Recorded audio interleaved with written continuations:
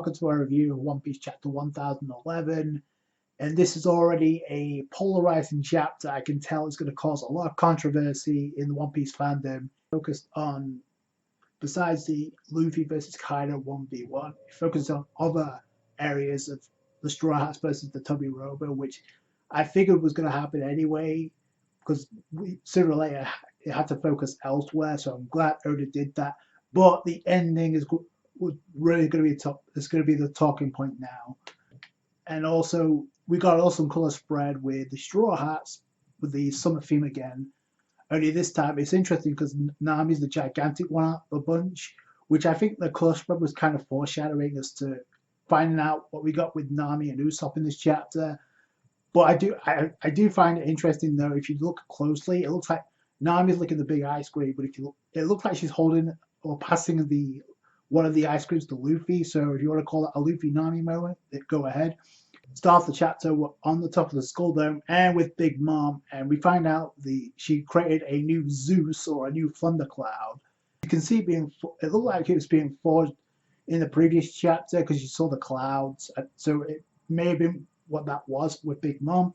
Either way, Big Mom unleashes Hera, which is interesting because it's apparently the goddess in Greek, which makes sense because Zeus is the Greek god.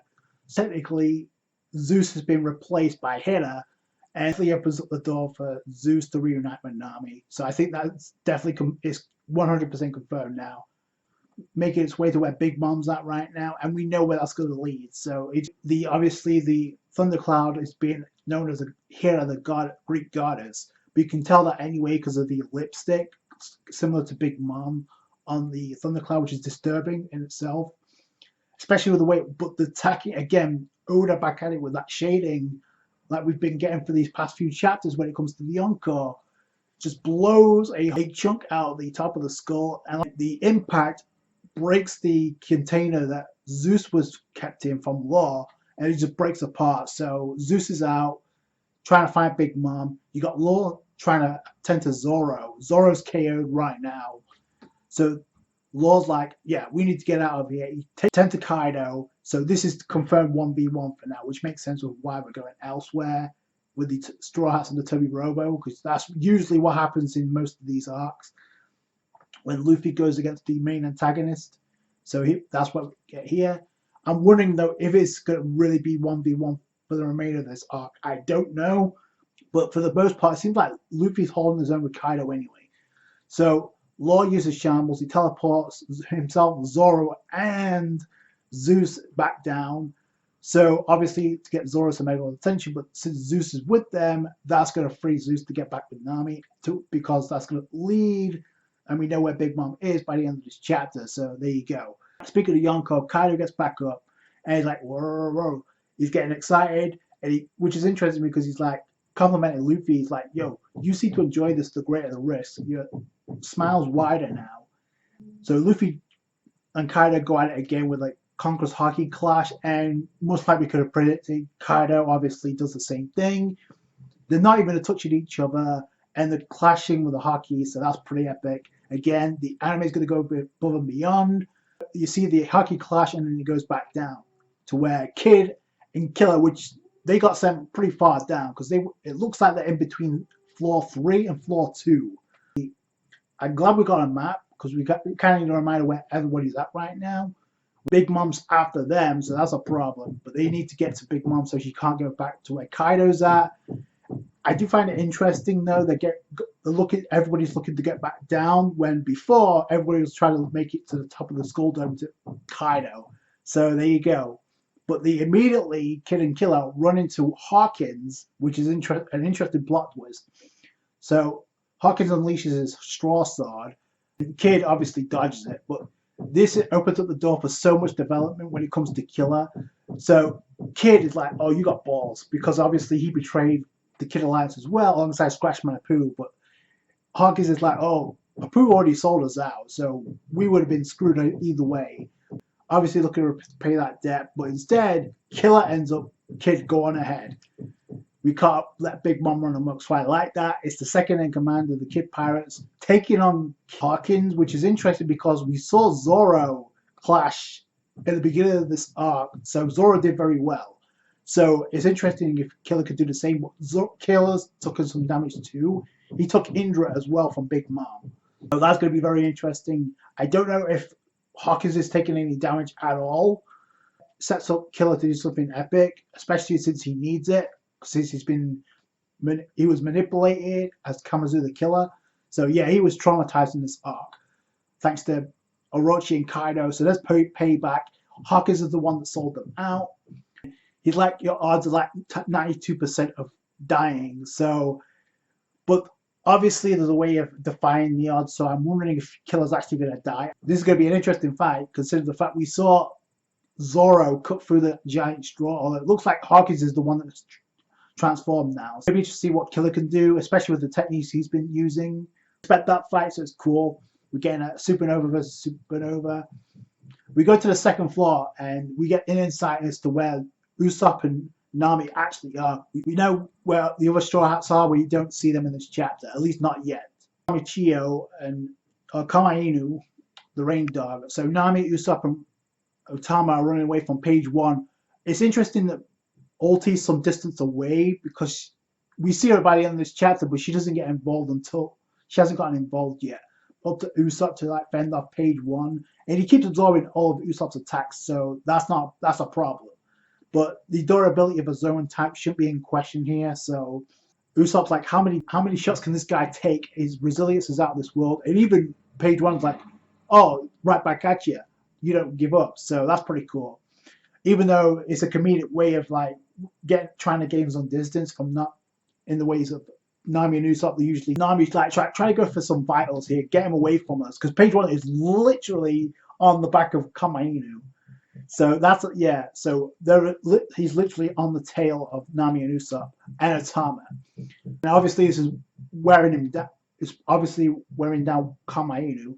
Once we reach the live floor stage, I'm going to use the Kibidongo to turn allies no matter what. So no matter what happens after me, which is kind of like foreshadowing a death, which is not going to happen. And then this triggers Nami, even though it's a comedic way, it's a comedic fashion with Usopp as well. Because Nami's like, oh, Nami's like, Tama, don't be silly. Your big sister and uncle will protect you, which is something that I pushed for. And I've been saying ever since Tama joined up with Nami and Usopp, because she's a child and Nami has a soft spot for children, especially with what happened to her. This was going to push Nami to go all out. And if something happens to Otama, that would be the trigger. And I like how Usopp's involved in this. Nami's like, even though it's a comedic way, Nami like, we're going to protect you no matter what. And you got Usopp like firing on all cylinders, like using flower fireworks, which is pretty cool, to get him off Kamainu with exploding pine cones. Because I love the way Usopp battles, but it's long distance, so he can't do anything close up. And he actually points that out. So they do some damage, but it's not enough because page 1 still gets back up. Out of nowhere, while they're being chased, in comes Big Mom, and she's like, kids, stop hiding. And they run into Big Mom, and it's awkward. But the biggest plot twist, probably if Wano at 3, because Otama looking at Big Mom, and at first Big Mom like, oh, Cat Burglar and Longnose, you're the Straw Hats. But then Otama says, hey, Olin China. So, and then we get the reunion of Otama and Olin, a Big Mom, because previously she lost her memories, and obviously she retained those memories this time she spent with Otama and Asuru. So that's interesting. Nami and Usopp look freak out like, wait, are you two friends? Yeah. But then as soon as Otama mentions what happened to Asuru in the village that was feeding Big Mom, that's where she gets triggered. Because we still don't know what happened to Asuru. It's implied that she died, but I don't really think so. But this triggers Big Mom. She's like, oh, so Kaido's underlings are responsible. They did that to town that showed me hospitality. You see that page 1's gone into a spider source form. He tries to attack Nami and Usopp and Otama, but in comes Big Mom with Hakiyama, because it looks like when she's connecting, when she punches page 1, it looks like she's doing the same thing that Luffy and Kaido are doing, and Roger and Whitebeard did. Like, she's not even touching page 1, but she's KOing him, at least for now. Kind of an epic way to end the chapter. However, I'm going to get into why this could be a problem. But and you see Kid and obviously Zeus. Zeus is like, oh, that's Mama, no question about it, she's alive. And then Kid's like, oh, that must be Big Mom back there. And then you see Ulti by the end of this chapter. We didn't see her until the final panel, and it looks like she's trembling, but at the same time, she looks like she's ticked off as well. So we know how she feels about page one. If she tries to do something against Big Mom, even though she's kind of badmouth Kaido, so I don't see her being intimidated by Big Mom. I see her trying to attack Big Mom, but I don't see interest to see what Ulti does. But we still need that Nami versus Ulti fight. So what I'm hoping happens though is because page one's in the Spinosaurus form, it is Big Mom, yes, but I kind of feel like this undermines Usopp's opportunity to try and take down page one, because this is ultimately a fight for the Straw Hats against the Toby Robo. It's not meant for a Yonko to intervene. I understand why it happened, but I feel like that's kind of unnecessary for like Big Mom to cut in, because that chance could be gifted to Usopp to take down page one, because it's been built up, especially with Nami and Tamara there. So I'm hoping that page one gets up in the next chapter. Unfortunately, we have a break next week because of Golden Week in Japan, and because I'm predicting, I think it's going to be revealed pretty soon that most, if not all, the Toby Robo are awakened zones, or if not, they're going to be awakened zones through these fights. So yeah, I'm hoping page one should be able to get back up, because we've seen Queen took 2 blows from Big Mom and he was fine. Well, this time it's actually Konkurosaki, so I kind of want to like see Usopp get the win here. So I'm hoping that Ulti does end up going against Nami and Big Mom does not interfere. And with Kid possibly like, oh, Big Mom's nearby, he could cause a lot of problems, because obviously the whole point was to looking to take that Big Mom. So this could cause a lot of problems, but at the same time, what does this mean now? Because if Big Mom's literally lending a hand to Otama, that essentially means that Big Mom is going against Kaido now, or at least Kaido's underlings. We'll have to wait and see. I'm not going to push judgment on this chapter yet, because we don't know how things are going to turn out. But as of right now, it's a very polarizing scenario with Big Mom possibly on the side of the Straw Hats by default, because of her affection for Otama and Tsuru, because of kind of hoping this pushes Ulti to do something epic. We haven't seen a hybrid form yet, so that kind of gives me hope that Nami's going to be the one to deal with her. She should be the one to deal with her, especially with what's been gone on. But yeah, this could be a cop out with Big Mom now. And I kind of feel like because of this, something needs to happen where, I hate to say it, but Otama needs to get kidnapped or something. Because with her ability and Big Mom possibly on Otama's side, that is a huge asset in the favor of the Straw Hats now.